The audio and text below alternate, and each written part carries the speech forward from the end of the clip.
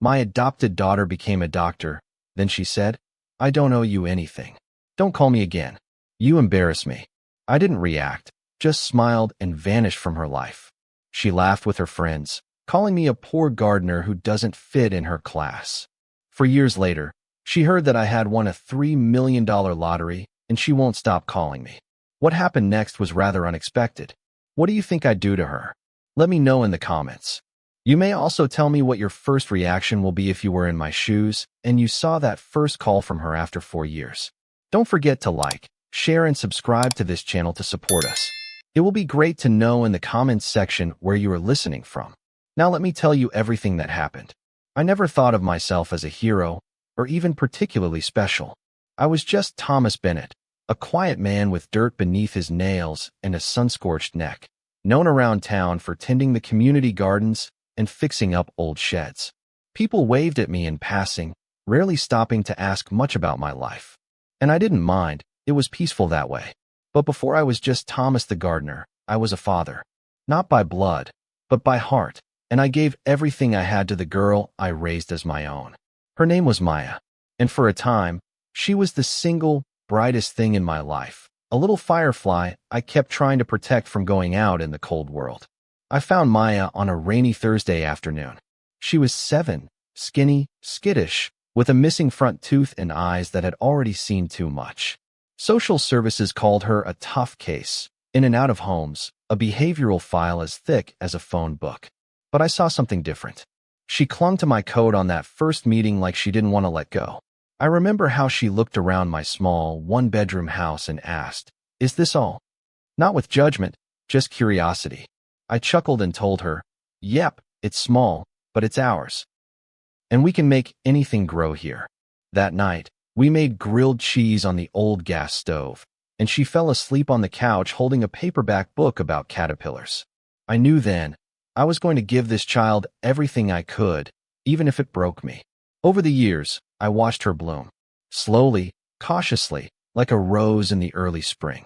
She loved school, loved learning, and once she found her rhythm, she ran with it. I'd come home from long days mowing lawns and tending flower beds, and she'd be there on the porch with her homework, asking me to quiz her on science facts or spelling words. I never had much education myself, barely made it through high school, but I studied just so I could keep up with her. She wanted to be a doctor, she said, because she wanted to fix people. I used to tell her that sounded like a beautiful dream. She used to look at me like I was her whole world, like every effort I made for her mattered more than money or status or any of the things we didn't have. When Maya got into college, full ride, academic merit, I cried. I don't cry easily, but I sat in my truck outside the hardware store and just let the tears come. I'd scraped and saved every penny over the years, kept my truck running on prayers, picked up extra work, even cleaned gutters for free, just hoping someone would pass my name along. I'd done all that expecting to need it for her tuition, but she won a scholarship. She made me feel like everything I had done was worth it. Before she left, she hugged me so tightly I could hardly breathe and said, "I'll never forget what you did for me, Dad. I'll make you proud." I didn't say much, just nodded, kissed the top of her head, and helped load her bags into the bus. The silence after she left was deafening. The house, once alive with her voice and messy notebooks and late-night ramen bowls, felt hollow. I kept the porch light on for a while, out of habit, even though I knew she wasn't coming home every night anymore. I found small comfort in her texts, photos of her in lab coats, complaints about professors, videos of campus squirrels she thought were funny. But over time, the messages slowed. Holidays came and went, and sometimes I'd get a call, sometimes not. When I asked if she was coming home for Thanksgiving, she said she had study groups. Christmas? Too expensive to travel. It hurt, but I didn't press her. I figured that was just how life went. Kids grow, find their own paths. And I was proud. Still so proud. The real shift came during her final year of med school. She invited me to her graduation, which shocked me after a long stretch of silence. I bought a new shirt and polished my old boots, took the long bus ride out to the city campus. The place was a forest of tall buildings and sharp suits, nothing like my world of compost piles and dirt rows. When I found her, she was surrounded by friends, young, beautiful, dripping in confidence. She looked stunning, too. Hair tied back, white coat crisp, a gold pin glinting on her lapel. I smiled so wide my face hurt. But when I walked up and waved, she hesitated. A flicker. Then she plastered on a smile, introduced me as Tom, not Dad, and moved quickly to talk about the weather. I stood there holding the gift I brought her, a leather-bound journal I'd saved for all year, feeling like I'd wandered into a world where I didn't belong. Later, I overheard her laughing with her friends, saying something that clanged like metal in my ears. He's just this old gardener. Sweet guy, but kind of embarrassing. I mean, he doesn't really fit here. That night, she took a photo with her professors, not with me. We didn't even have dinner. She said she had plans. I walked back to the motel with the journal still in my hand. I didn't cry. Not then. I just stared at the ceiling all night, hearing that one word, embarrassing, like it was tattooed behind my eyes. A week later, I called her just to talk. She answered with a sigh. I said, Maya, it's just me. I was wondering how your first week on the job's been. She paused, then said, I'm really busy, Tom. Please don't call me unless it's important. I remember laughing softly, thinking it was a joke. But then she added, seriously, you kind of embarrass me. Don't take it personally. It's just, we come from different worlds now. I didn't get angry. I didn't argue. I just said, all right, Maya, take care. And then I never called her again. I went back to my garden, back to my peace. I watched the seasons change without her. I let the silence grow roots. People asked about her from time to time. I just said she was doing well and left it at that. It was easier that way. There's something painful about realizing you gave someone your whole heart, only to be treated like a footnote in their story. But I didn't hold hate.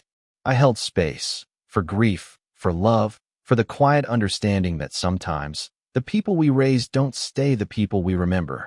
And yet, even with the ache she left behind, I never regretted loving her. Not for a second. I didn't talk much about Maya after that final phone call.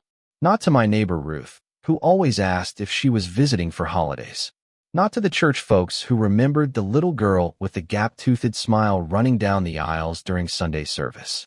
And not even to myself when I sat alone on the porch swing, sipping lukewarm coffee and listening to the crickets talk among themselves at dusk. When people asked, I kept it simple, she's doing fine. I think, deep down, I hoped that by staying silent, I could somehow protect what little I had left of our bond, even if it only lived inside me now. I didn't want to tarnish the memories, didn't want to trade the sound of her laughter in the backyard for the cruel truth of who she had become.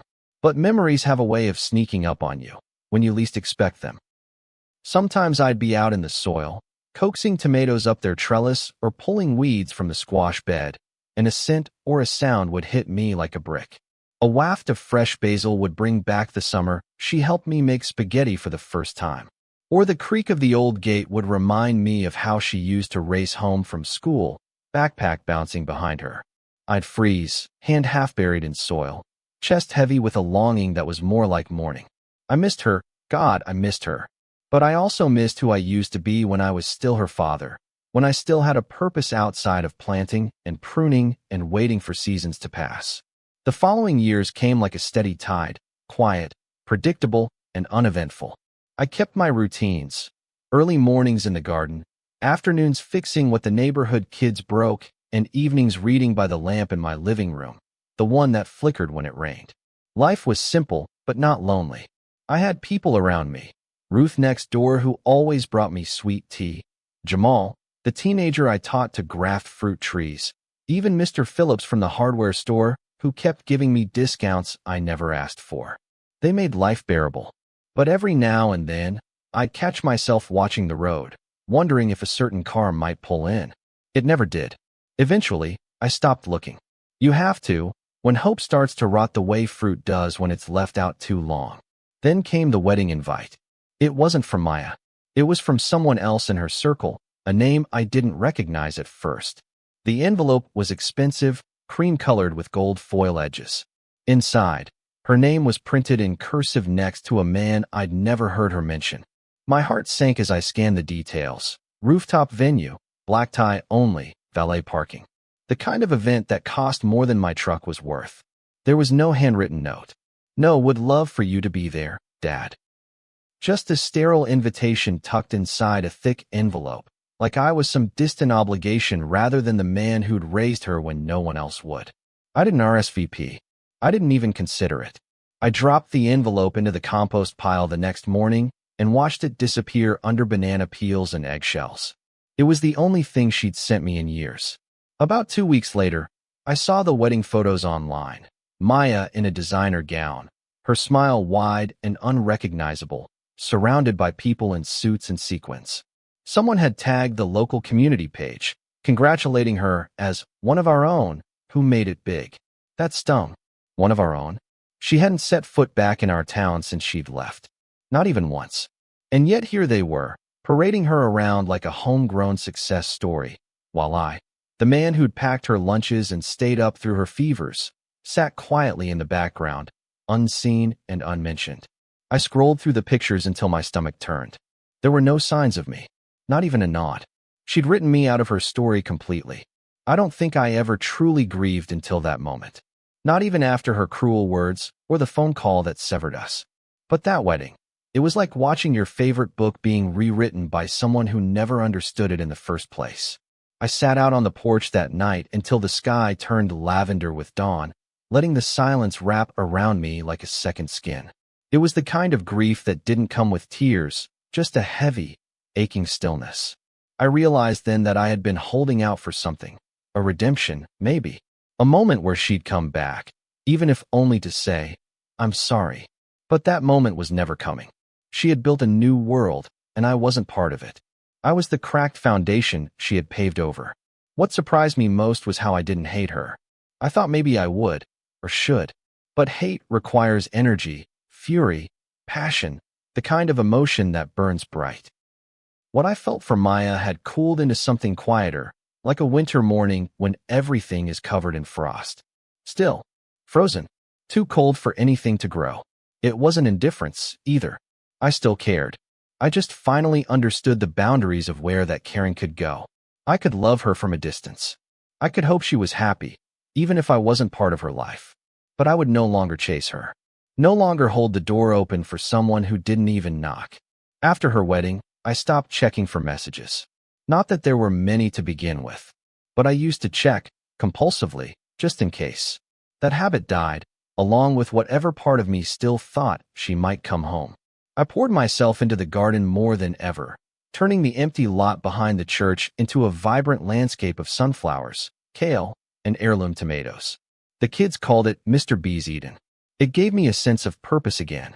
I started hosting Saturday morning workshops, teaching young folks how to work with the earth, how to grow something with patience and care. One of the girls, Lila, reminded me a little of Maya when she was small, curious, quick-witted, hungry for knowledge. I never told her that, but sometimes when she grinned, it felt like a flicker of something I thought I'd lost. Life moved on, slow and steady. And then, without warning, it changed with the scratch of a coin and the blink of disbelief. But that part of the story hadn't come yet. Not in this chapter. For now, I lived in the quiet aftermath of being erased, like a gardener who'd planted seeds in someone else's soil and watched the harvest get claimed by someone else's name. But even in that pain, I stayed rooted. I didn't chase. I didn't beg. I let the weeds grow where they would. And I kept my silence, because sometimes silence is the only dignity we have left. The morning I scratched that lottery ticket, my hands were still stained with soil from the backyard. I just finished transplanting a stubborn lemon tree and stopped by the corner gas station to grab some iced tea and a new pair of gloves. The ticket was an afterthought, one of those impulsive little indulgences I allowed myself once in a blue moon. I didn't buy them often, never expected anything. Mostly I liked the scratchy sound of the coin against the surface and the 5 seconds of hope that maybe, just maybe, luck had decided to look my way for once. That morning, it did. In a big, unshakable, world-flipping way. $3 million. 3 million. I stared at the numbers for a full minute, heart pounding in my ears, before quietly folding the ticket and walking out the door like nothing had happened. I didn't scream, didn't jump, didn't call anyone. Not that there was anyone I'd have called, not anymore. I just got in my truck, drove home, sat on the porch, and watched the sky change colors for the rest of the day. My body felt light, but my heart was heavy. I should have felt joy, should have felt vindication. But what I felt was strange, hollow even, like the prize came too late for the person I'd been when I still believed in miracles. I made myself a promise right there. This money wouldn't change who I was. I'd seen how it warped people, turned generosity into expectation, love into currency. I wouldn't let it do that to me. I'd spent my life giving from nothing.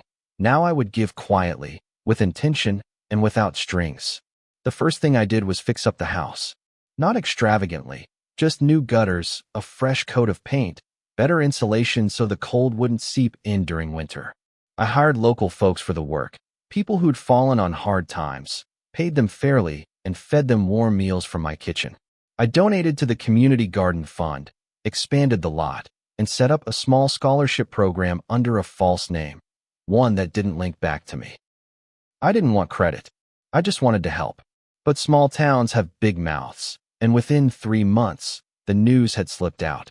A clerk from the gas station told someone, who told their cousin, who posted it in a Facebook group. Mr. Bennett, the gardener, won the lottery.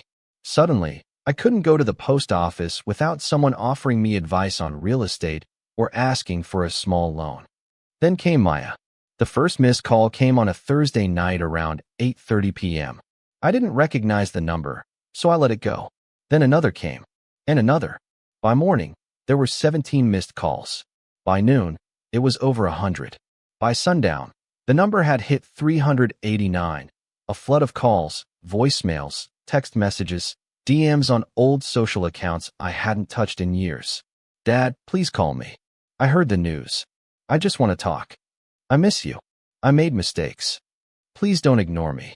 The tone changed with every message, pleading, regretful, then slowly slipping toward guilt-tripping. You're really going to shut me out? After everything we've been through?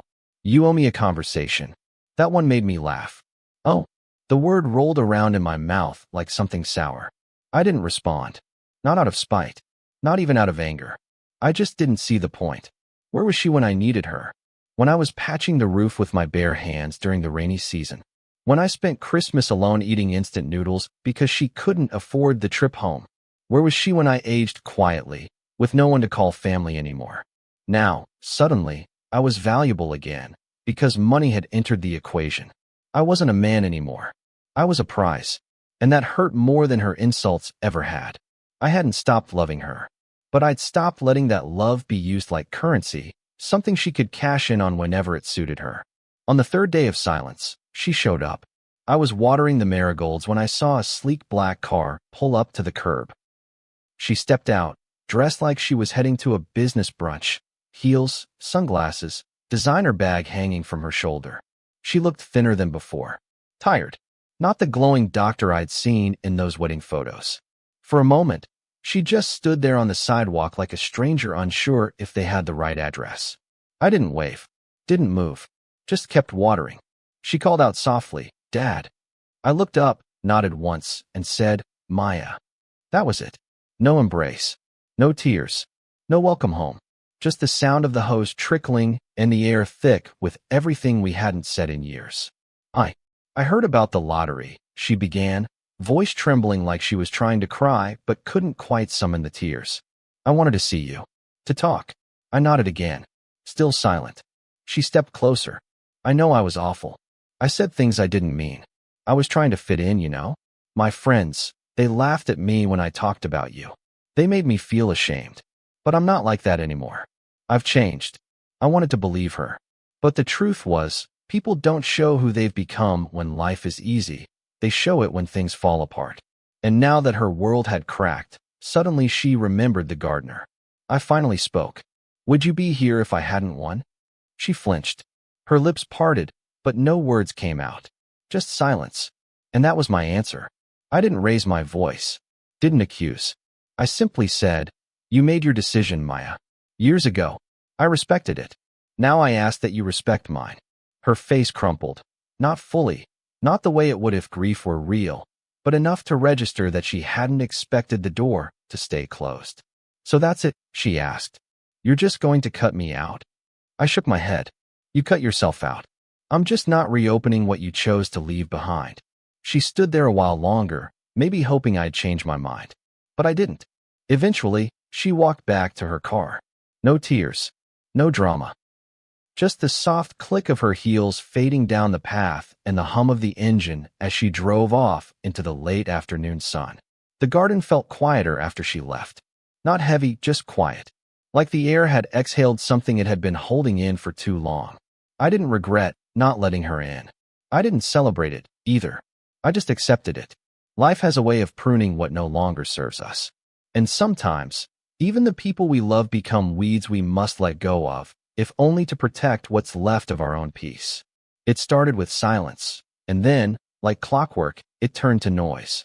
Not from Maya directly at first, but from the town, murmurs, whispers, not-so-subtle questions disguised as casual greetings.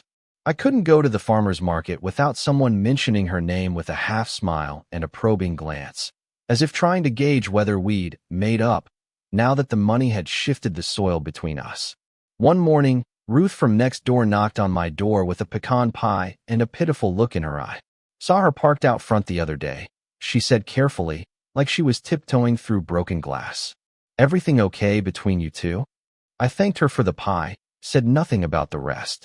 Some answers are too heavy to give away, even in exchange for kindness. Maya started showing up more after that, at first unannounced, then with some kind of performative frequency. I'd catch her car idling across the street, engine humming like it was struggling to make up its mind. Sometimes she knocked and I didn't answer. Other times I'd open the door, stand there, and say nothing. She tried different tactics, brought old photos, tried to hand me books I'd read to her when she was little, once even left a potted plant on my porch with a note that read, "We can grow again." The irony wasn't lost on me, but I never threw it away. I just didn't water it either. It withered slowly, the way my trust had, right there in the place where she used to sit and drink lemonade on hot afternoons. And then came the voicemail. That one hit harder than I expected. It was 2:17 a.m.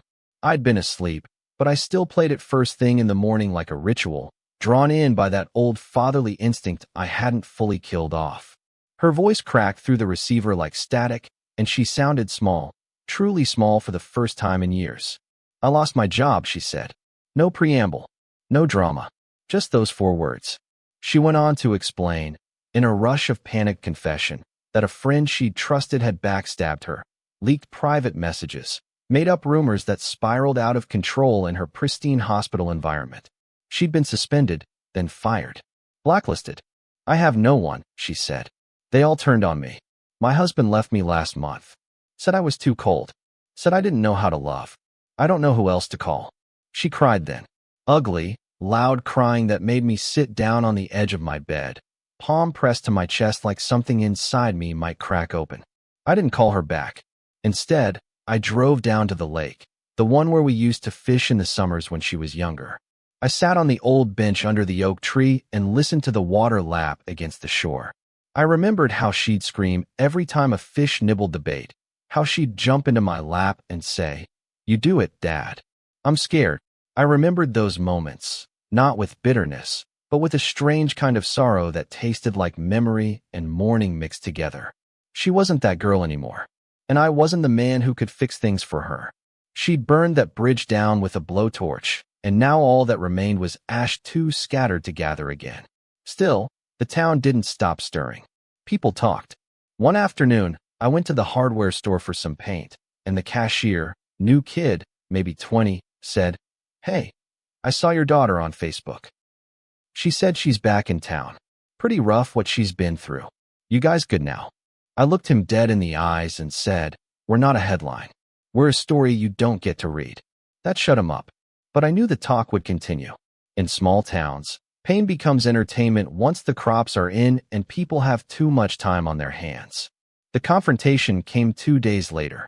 She showed up at the garden during my Saturday workshop, the one where I taught the neighborhood kids how to harvest peppers and tie up their climbing beans. She walked right in, eyes red, hair unkempt, wearing the same expensive coat she used to post selfies in. She was a shadow of herself, still beautiful, still striking, but dimmed, like a chandelier with a frayed wire. The kids froze. I could feel their eyes dart between us like they were watching a show they hadn't paid for. "Can we talk?" she asked, voice hoarse. I wiped my hands on a towel and told Jamal to finish showing the younger ones how to cut the stems without bruising the fruit. We walked to the far edge of the garden, near the old fence that separated my plot from the wild weeds beyond. "I know what you think," she started, "and maybe I deserve it. But I'm not here for money." I raised an eyebrow. She laughed bitterly. "Okay, maybe I was. At first. But not now. Not anymore. I'm tired, Dad. I'm just tired." I studied her then. Really studied her. She looked like someone who'd lost the thing that held them upright. But I didn't move. Didn't reach. I'd done all the reaching I was ever going to do.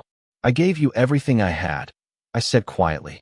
"Every dollar, every hour, every ounce of love. I stood by you when you had nothing. And when you had everything, you couldn't even say I was your father." Her eyes welled up. "I was ashamed," she whispered, "of where I came from. But I'm not ashamed anymore." I nodded slowly. "I'm glad. But healing doesn't entitle you to access. It's not a key to a door you slammed shut." She looked at me like I'd just slapped her. But I hadn't. I'd spoken gently, calmly, truthfully. And sometimes, the truth hits harder than violence ever could. "I need help," she said finally. "I don't have anywhere else to go." I took a breath that felt like it traveled through every year we'd spent apart. "I hope you find it," I said. "But it won't be here." She didn't cry this time. She just nodded. A slow, resigned motion. Then she turned and walked back through the rows of basil and okra, past the kids who pretended not to stare, past the watering cans and wheelbarrows and hope that used to live in this soil. I watched her leave, and this time, I didn't wonder if she'd come back. I knew she wouldn't, and I knew I wouldn't go after her. Some gardens just aren't meant to bloom again. The garden felt different after that day. Not ruined. No, nothing so dramatic, but changed undeniably. The air carried a strange kind of quiet, like the pause between thunderclaps during a storm, not yet done. The kids still came to my Saturday workshops, their chatter and laughter echoing through the lot like wind chimes. But even they seemed to sense the shift. Jamal, who had grown into something of a right hand for me, lingered after class that week, picking dirt from under his nails and pretending not to look at me too hard. Finally, he said it, what everyone else had danced around. "That lady who came by," he mumbled. "That was your daughter, huh?" I nodded once. He was quiet for a moment. "She messed up, huh?" Another nod. "You gonna forgive her?" I didn't answer. I didn't need to. He must have seen the truth in my eyes because he just nodded back and went back to stacking the crates. Sometimes boys don't need words. Just weight shared in silence. That was the thing. This chapter of my life wasn't just about Maya anymore. It was about what came after. About the people who had been there while I waited for her, even when I didn't realize I was waiting. About the spaces she left that others quietly filled. Ruth brought over soup more often. Jamal started arriving early to open the tool shed before I even got there. Lila, a girl from down the street who had once been shy to speak at all, now asked questions so often I barely had time to dig before she was at my side with another. "Why do roots grow sideways sometimes?" she asked one morning, crouched in the dirt beside a stubborn pepper plant. I smiled and said, "Because not everything grows the way we expect it to. Some things find their own way." She grinned, satisfied with that, and scribbled it into the little journal she always carried. I didn't tell her that I was really talking about myself. Then came the interview request.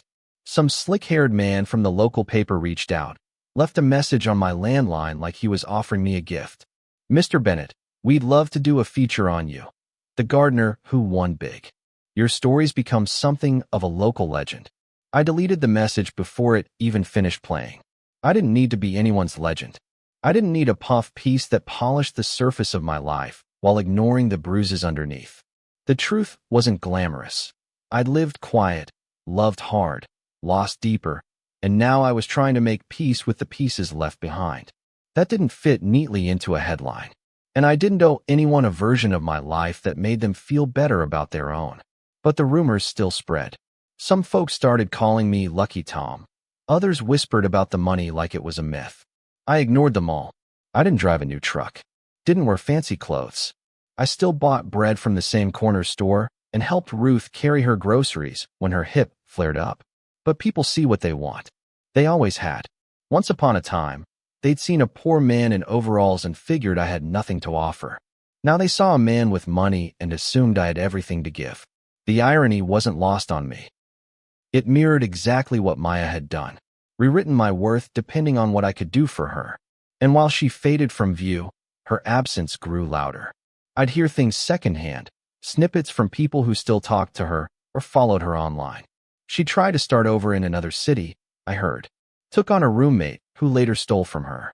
Applied for residency programs, but kept getting denied. There was a rumor she was staying in a motel now, running out of funds, burning through whatever bridges she had left. Someone showed me a video once, Maya at a bar, disheveled, yelling at someone off camera.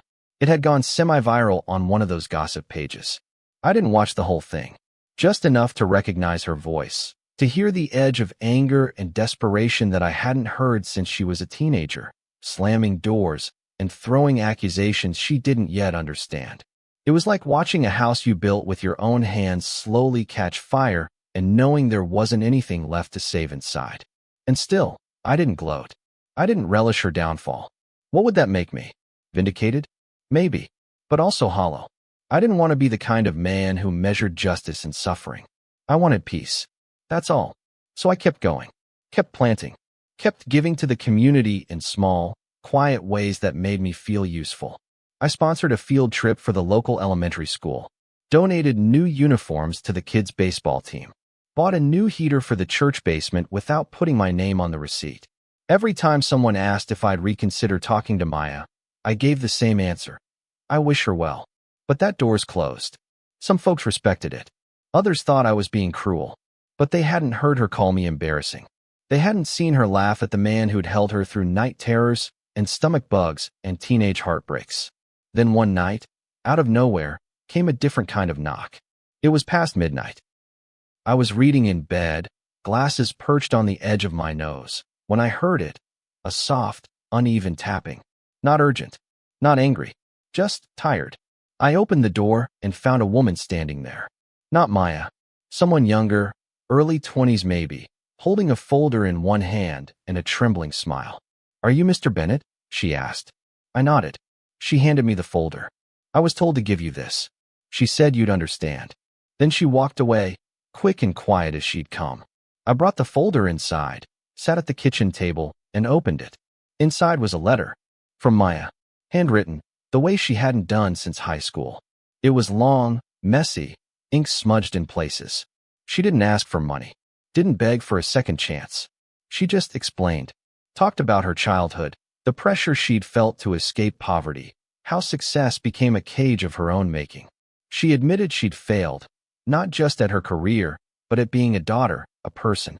She didn't ask for forgiveness. She just said, "I don't deserve to be in your life, but I want you to know I understand now. I see what I threw away." And at the very bottom, in smaller script, "You were the only person who ever showed me unconditional love. I'm sorry I couldn't return it." I read it twice. Then I folded it up and put it back in the folder. I didn't cry, didn't call her, but I kept it. Not for reconciliation, not for hope, but because, somehow, it felt like the final page of a book I'd been trying to finish for years. And sometimes, a quiet ending is all the closure you need. I kept the letter in a drawer next to the stove, tucked between a box of matches and an old radio that barely worked anymore. I never told anyone about it. Not Ruth, not Jamal, not even the minister at church who asked gently one Sunday if I'd made peace with Maya. It wasn't something I wanted to share or unpack or analyze. The words were hers, and now they were mine, and that felt like enough. Some apologies don't need to be responded to. They're not invitations. They're memorials, flowers left on the grave of a relationship long buried. And though her words were softer than the ones she'd used when she told me I embarrassed her, they didn't undo the silence that came after, or the ache that had settled into my ribs like old pain from a healed fracture. The letter didn't change my choice, but it made the choice feel finished, like placing a final stone on a path I'd walked too long alone. The neighborhood settled back into rhythm. The talk about the lottery cooled down eventually, replaced by new gossip. Someone's teenage son caught sneaking into the liquor store, a rumor about the high school principal having an affair, the usual rotation of distractions. I was grateful for the shift. I didn't want to be a topic anymore. I just wanted to be Thomas Bennett again, the man who knew when to harvest turnips and how to tell if a zucchini was going bitter. I put more energy into the garden, started a composting initiative with a few local businesses, even got invited to speak at the elementary school about growing your own food. I wore my usual flannel and jeans, told the kids stories about stubborn carrots and runaway chickens, and they laughed like I was some kind of wizard. I liked that, being seen as something good, something rooted. Not a rich man, not a rejected father, just a man who knew how to care for things. Jamal graduated that spring. He didn't make a big deal of it. No cap and gown photos, no party. But he came to the garden the day after with a bag of tools I'd given him years ago. Figured it's time I start my own plot, he said, his grin wide, proud. I clapped him on the shoulder and told him I'd help him find a good spot. He'd grown into himself, taller now, voice deeper, but with the same curiosity I'd seen when he first asked me how to use a hoe without chopping the roots. I saw pieces of myself in him, not biologically, but in spirit. And maybe, I thought, you don't have to be someone's blood to be their legacy. Maybe it's the time you give, the patience you offer, the way you stay when things get hard. That's what real fatherhood is. Not a title, a presence. Maya didn't reach out again after the letter. I think she knew it was done. Not in anger, not in cruelty, but in finality. The way a tree stops trying to regrow a limb that's been cut too many times. I heard she moved out of state. Tried working at a free clinic, though I wasn't sure if that stuck. I hoped it did, if only because maybe in helping others, she'd find a version of herself she could finally live with. But I didn't follow her life anymore. I didn't check, didn't Google her name. That chapter was closed, and I had learned, through great, painful patience, that reopening old chapters only smudged the ink of the life you were trying to write now. She was no longer my story, just a chapter in it. One evening in late July, Ruth came by with a new pie. Peach this time, her specialty. We sat on the porch watching the sky melt into soft oranges and pinks. The air was thick with the scent of jasmine and tomatoes, the garden alive with the hum of bees and distant laughter from kids chasing fireflies. You ever think about moving? She asked, sipping her iced tea. Starting fresh somewhere else? I shook my head. This is my place, I said. It's where I did my best and took my hits. It's mine. She nodded slowly. It's a good place, Tom. A good life. I looked out at the rows of peppers and sunflowers and thought, yeah, it really is. As the sun dipped lower, I stood and stretched, my back aching the way it always did after a long day in the soil. I looked over the garden, my garden, and felt that rarest of feelings, peace. Not joy, not triumph, just peace. I'd done what I could with the life I was given. I'd loved hard. I'd let go when I had to. I'd built something out of nothing, and I'd given that something to others when it mattered. I wasn't anyone's hero. I wasn't a cautionary tale. I was just a man who learned, in the most painful way, that love can't be begged for. That silence, when chosen for your own protection, can be the loudest form of self-respect. Later that night, I pulled Maya's letter from the drawer one last time. Read it under the glow of the kitchen light. I didn't cry. I didn't smile. I just read it, breathed in the weight of her words, and then carefully, gently, I burned it in the sink. Watched the edges curl and blacken. Watched her words turn to ash and drift into the air above me. I whispered, I forgive you. Not for her, but for me. Because forgiveness isn't always an invitation back. Sometimes it's just the final act of letting go. That night, I slept better than I had in years. Sometimes silence isn't a punishment, it's protection. This story is a reminder that letting go can be the most loving thing you do for yourself. If this story touched something in you, share your thoughts in the comments. Have you ever had to choose peace over people? I'd love to hear your story. And if you believe in stories that speak truth to the heart, don't forget to like, share, and subscribe for more. Your support helps bring these voices to life. See you soon in the next story.